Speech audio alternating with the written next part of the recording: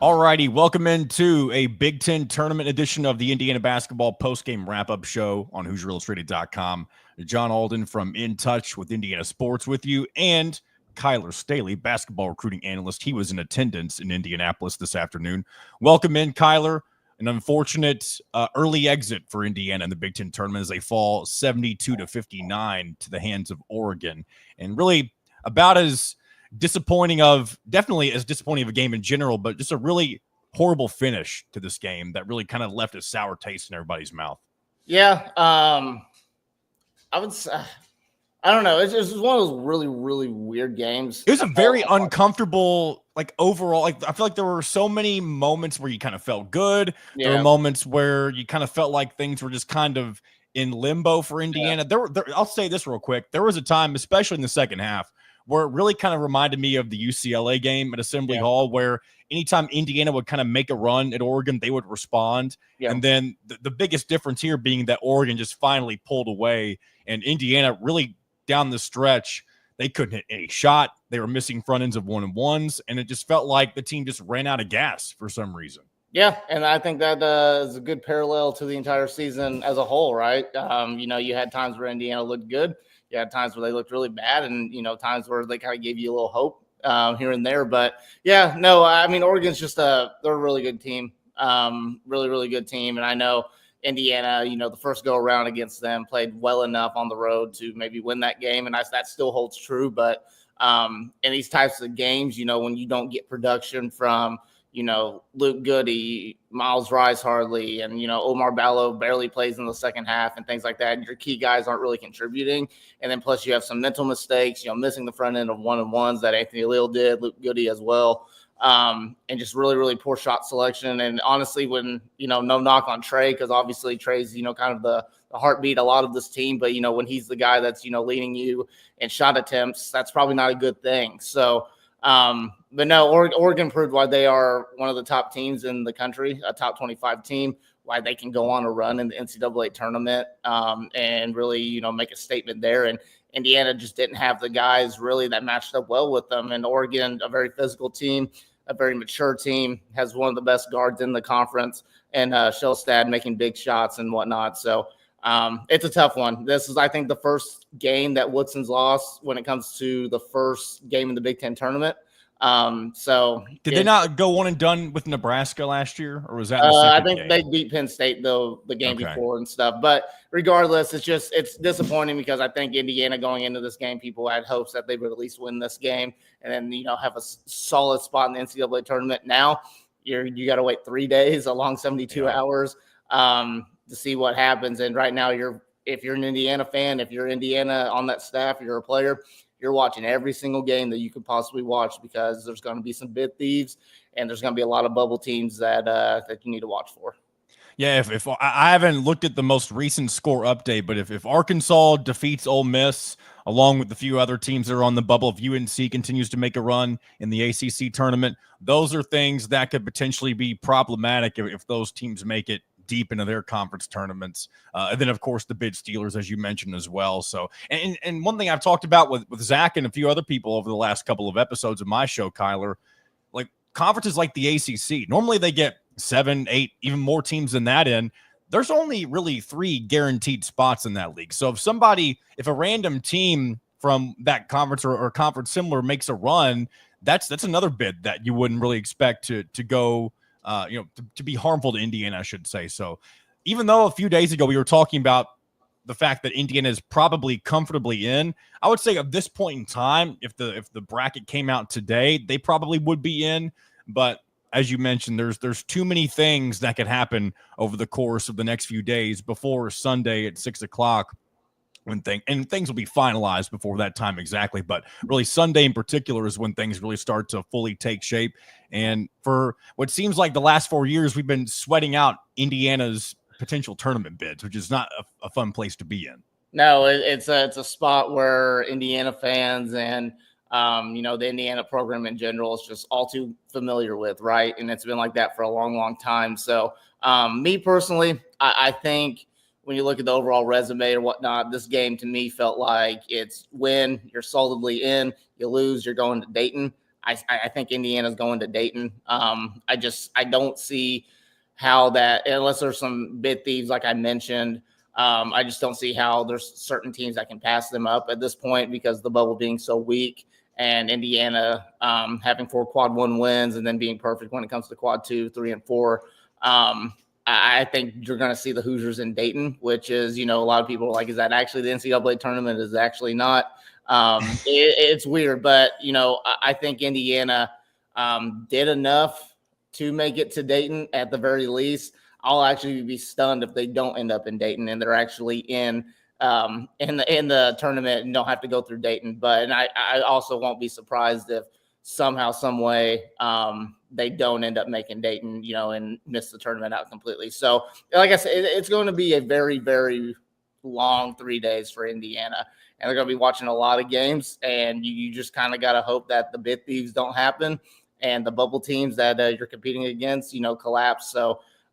They had opportunity today. They had an opportunity today to, make their mark, and they just didn't do that. And that's really, really disappointing. One thing, well, first of all, let's mention a bright spot. Malik Renew off the bench once again, 19 points, but it did kind of come at a cost per se. Once Malik Renew kind of really started to find his footing in the second half, we saw the disappearance of Umar Ballo. Do you think that was primarily just because Woodson wasn't going to play them both at the same time? Because even I saw Dana Altman mention that he was surprised that Ballo didn't come in late in the second half. Well, yeah, very surprising. Yeah, Malik Renew, 19 points, obviously had some good shots that obviously around the rim that kept Indiana within striking distance at times. But I am actually very, very surprised that Umar Ballo did not play a lot more in the second half, because when it comes to the rebounding battles at one point, I think someone mentioned in the pressers that Umar Ballo had 5 offensive rebounds and the whole entire Oregon team also had 5 offensive rebounds. So Indiana, with the Umar not in the game, took away their second chance point opportunities, and that's what he was doing really, really well. But in hindsight, would have loved to have seen Umar play a little bit more in the second half over Malik. But at the same time, Malik made some shots and did some things to keep them within striking distance. I just thought overall, the grand scheme of things with this Indiana team, they didn't have comfortable looks, and they gave up way too many good looks for Oregon that allowed them to, expand the lead and just eventually just take over and go on that run. Another thing I want to mention too, I guess I'm going back to what you were talking about with the first 4 in Dayton and how some people tend to not view it as being a part of the NCAA tournament. I don't know if that's just an Indiana thing or an elite program thing to think that we, and I'm not saying we as in like we play for the team, but being fans of this team, I don't think any team is too good for the first 4. As much as aggravating as it is to play in Dayton in those extra games, there's been there's enough evidence of teams going on deep runs, some even Final Four runs, to where there is a benefit, I guess, to kind of playing in that opening game, but there is some drawbacks as well. But I just don't like the notion that it's not necessarily a part of the NCAA tournament. Now, maybe it's the purists, those who are much older than me, that have seen way more NCAA tournaments before there was the first 4. And if that's the case, I understand it a little bit more. But to act like it's not actually making the tournament, I think that takes away from what and again, not that the team has accomplished a great deal. I understand that, but it does take away from the effort that has been put forth over the last several weeks to get to this point.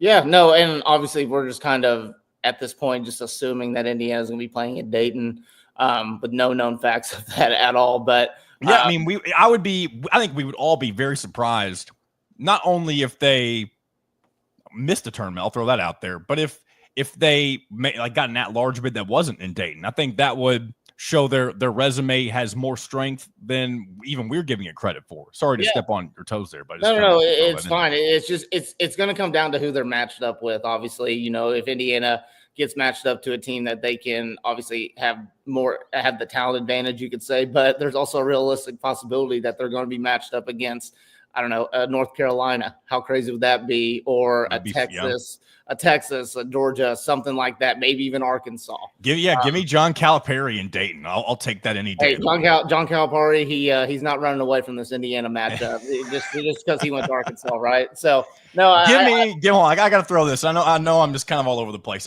Give me John Calipari in Arkansas and Dayton, then give me a rematch with Louisville with an 11-6, and then give me a potential matchup with St. John's in the round of 32 to get the Rick Pitino factor, and then you've had a hell of an NCAA tournament at that point.